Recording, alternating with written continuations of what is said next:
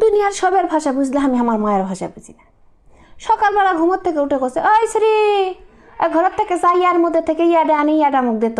আরে ভাই ইয়াডা কি কম তো কছে কি ইয়াডা চিনবু, এখনই খাওয়ার জিনিস হোক তাহলে ঠিকই চিনবু।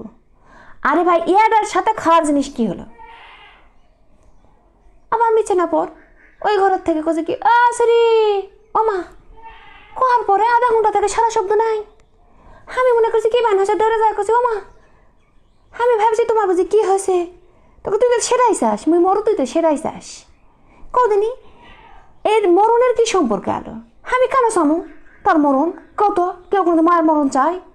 আচ্ছা ঠিক আছে, তুই যখন আমি ডাকিস, তুই যখন আসুই তাহলে একটা কাম কর, ওই ঘরের থেকে চেয়ারের উপর থেকে মোর খয়রি রঙের ছায়াটা লিয়াই।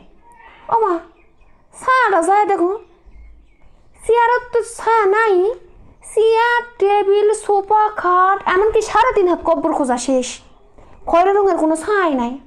আমি আসে গেছি ও মা খয়রি রঙের তো কোনো ছায়া নাই, ওটা তো কোনো খয়রি রঙের ছায়া নাই, কী হবে কি ছায়া তো পাইনি। ওটা কি ছায়া পাবো?